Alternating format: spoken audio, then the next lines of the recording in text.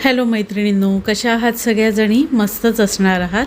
मी सीमा माझ्या यूट्यूब चॅनलवर तुम्हा सगळ्यांचं खूप खूप स्वागत करते.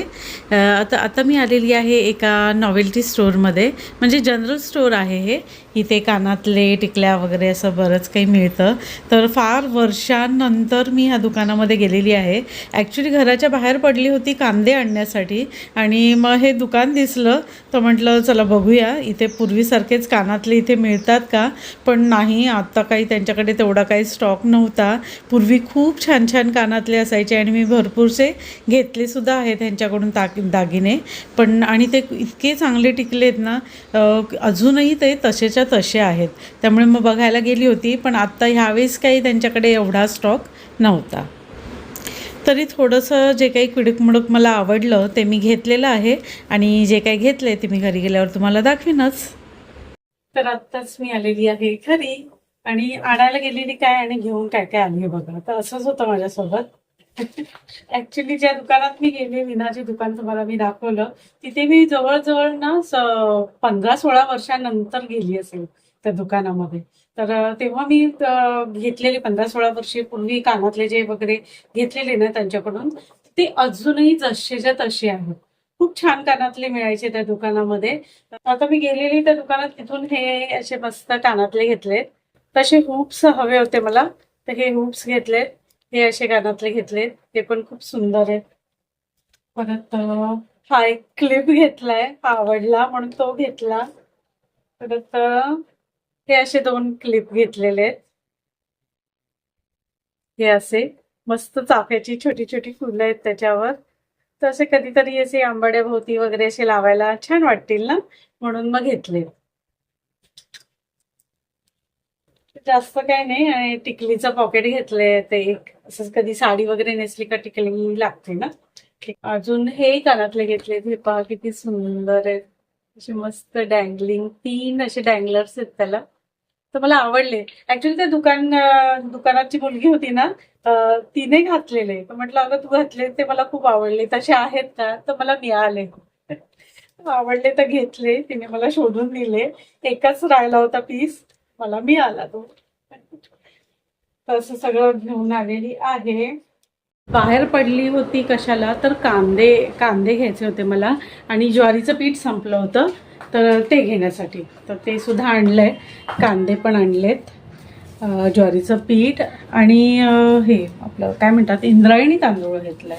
तर त्या दुकानात इंद्रायणी तांदूळ खूप छान मिळतो, म्हणून मग तो 1 किलोच आणलाय, जास्त नाही. असा कधीतरीच खायला बरा वाटतो इंद्रायणी तांदूळ, खूप सुगंधी असतो ना तो, तर कधीतरी असा बरा वाटतो. तर तो आणून ठेवला आहे. आणि आता म्हणाल तर माझं संध्याकाळचं जेवण अजून व्हायचं आहे. मी कुकर लावलेला आहे. कुकरमध्ये काय ठेवलं आहे, तर बटाटे आणि पांढरे वटाणे. तर मी आज बनवणार आहे रगडा पॅटीस. आज रगडा पॅटीसचा बेत आहे.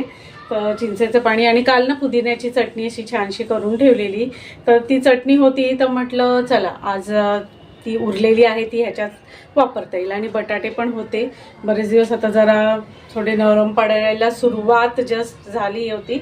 म्हटलं चला रगडा पॅटीस बनवून टाकूया. आज रगडा पॅटीसचाच बेत करूया.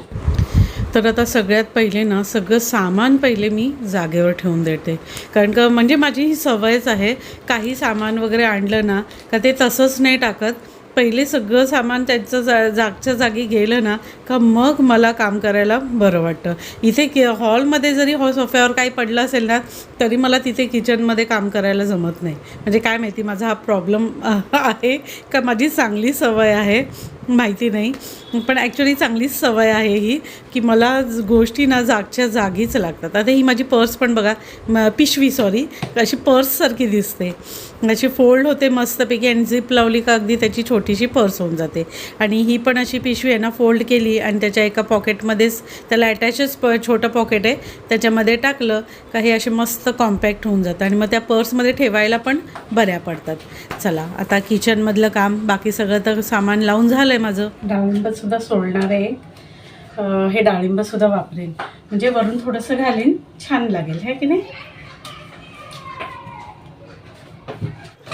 तर तर कुकरला बटाटे आणि वाटाणे असे एकत्रच लावले होते आणि मस्त शिजवून घेतलेत. बटाट्याच्या सालीसुद्धा नाही काढलेल्या. आता बटाटे आणि वाटाणे वेगवेगळे करून घेते आणि बटाट्यांच्या साली काढून घेते. चला, बटाटे थोडे गार होत आहेत तोपर्यंत भांडी लावून घेते. भांडी एकदा जागेवर गेली का मग कसं जरा क्लिअर वाटतं ना, बरं वाटतं. आणि मग बाकीची ओली भांडी मग नंतर त्याच्यात मिक्स होत नाही. त्यामुळे मग पटापट पहिले भांडी लावून घेते आणि मग जेवणाला लागते.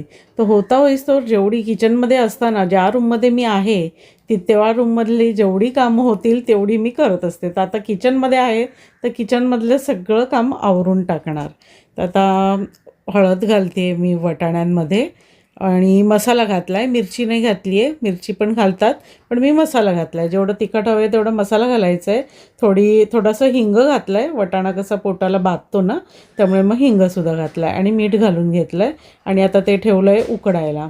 तर उकळायला म्हणजे उकडून तर झालेले आहेत आपले, पण ते मसाला वगैरे चांगला शिजला पाहिजे ना, म्हणून उकळत ठेवलं आहे. आणि आता बटाटे सोलून घेते एकीकडे.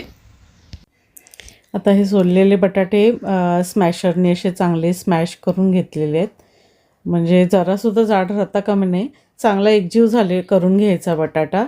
आणि हे स्मॅश करून झाल्यानंतर मग आपली वाटाण्याची जी उसळ आहे तीसुद्धा स्मॅश करून घेतली आहे, म्हणजे मग ती छान लागते. आता मी ब्रेडच्या 4 स्लायसेस घेतलेले आहेत आणि ह्या स्लायसेसचे पण मी बारीक तुकडे करून घेणार आहे, हातानेच कुस्करून घेणार आहे म्हणजे. आणि ते सुद्धा सगळं बटाट्यासोबत सगळं एकत्र करून घ्यायचं आहे आणि मळून घ्यायचं आहे म्हणजे ते ॲक्च्युली बटाट्यासोबत.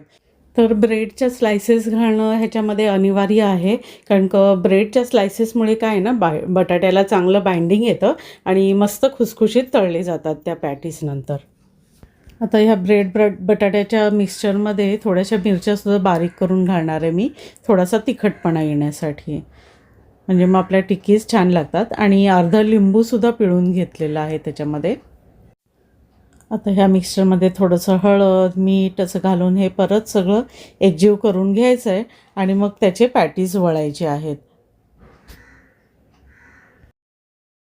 तसे मस्त मध्यम आकाराचे पॅटीज करून घ्यायचे, थोडेसे चपटे करायचे, जास्त चपटे पण नाही करायचे. आणि तव्यावर मस्त रवा लावून हे खुसखुशीत तळून घ्यायचेत, म्हणजे मग खायला छान अगदी कुरकुरीत लागतात आणि चांगले तळलेसुद्धा जातात.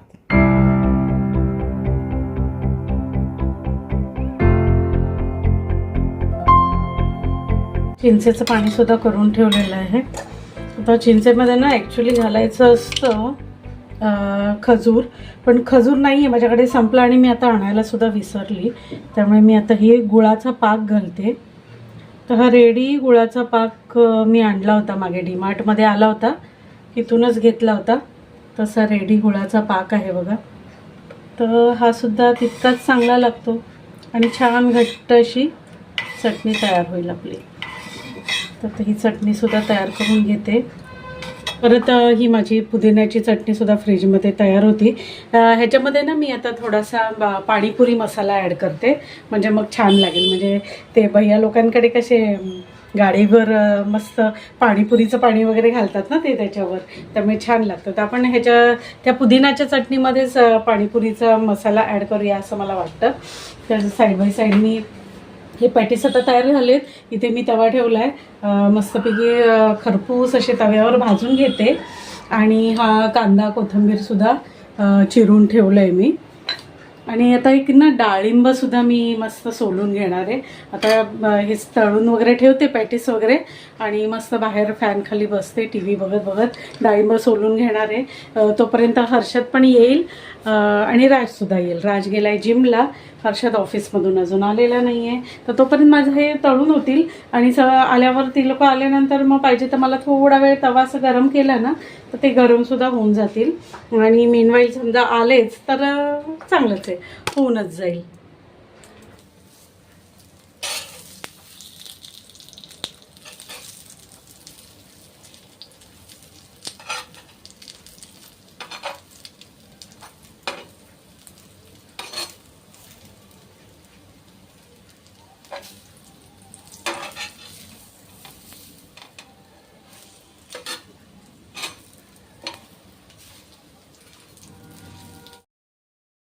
आज राज जेवणार नव्हता, पण आता म्हणतोय की तो पण जेवणार आहे. तर आता ते रगडा पॅटीस मला वाटतं कमी पडतील.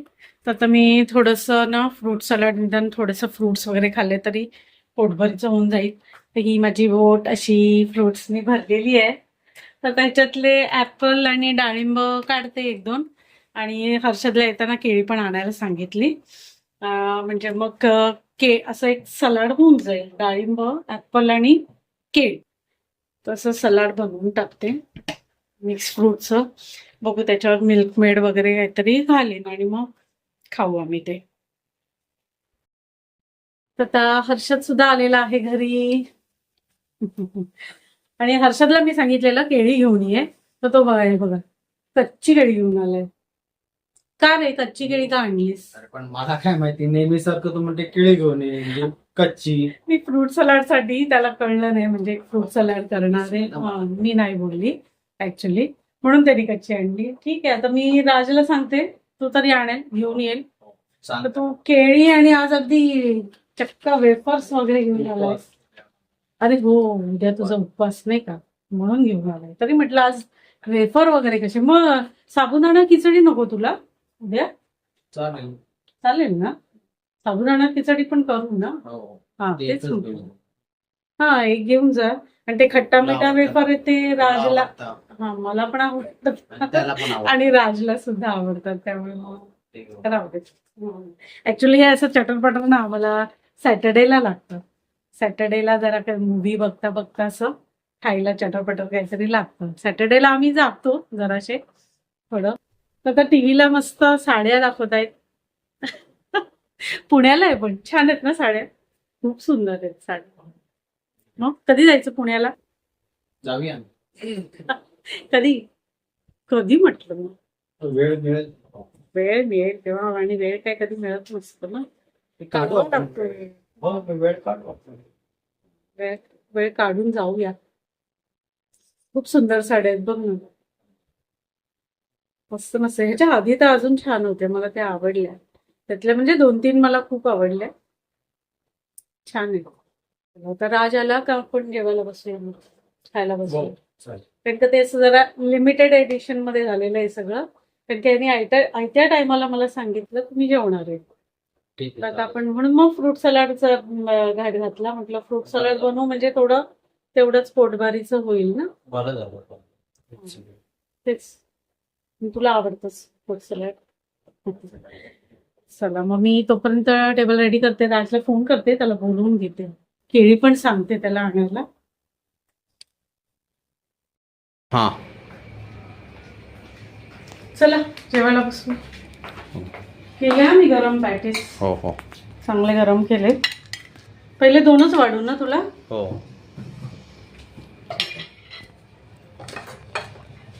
मस्तपैकी प्रिपेअर करते. थोडं तुला असं दाबून देऊ, प्रेस करून का कसं? हो चालेल. असं करू ना थोडंसं. तर थोडंसं असं फोडते त्या पॅटीसला, म्हणजे तो रगडा असा मस्त आतपर्यंत जातो ना. आता रगडा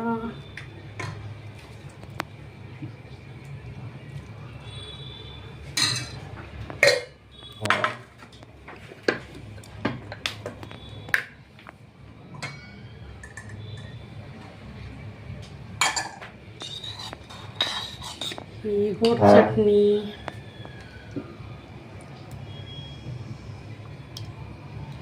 बघा किती हवी गोड चटणी तुला. म्हणजे आंबट गोड आहे ना, म्हणून म्हटलं. ही पुदिन्याची चटणी बस बस ना. थोडासा कांदा, कोथिंबीर. कांदा देऊ ना, तुला आवडतो ना.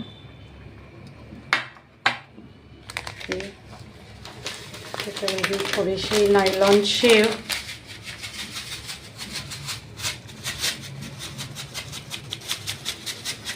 बघ ना तुला किती आवडते. बस बस ओके. थोडे हे डाळिंबाचे दाणे. ते पाहिजे. आणि आता कसं झालंय ते मला सांग. घे.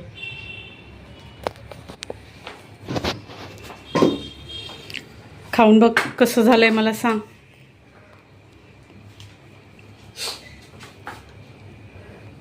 वाव, दिसतंय तर छान ना अगदी. जास्त गरम आहे का? छान, अगदी गाडीवाल्यांसारखी का? गाडीपेक्षा खूपच सुंदर. हां, गाडीवाल्यांपेक्षा छान. चला जेवा.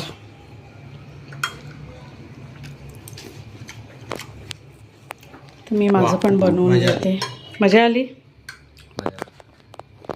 काहीतरी वेगळं. चला आता मी सुद्धा माझ्यासाठी प्लेट रेडी करते आणि रगडा पॅटीस खाऊन बघते कसं झालं आहे ते.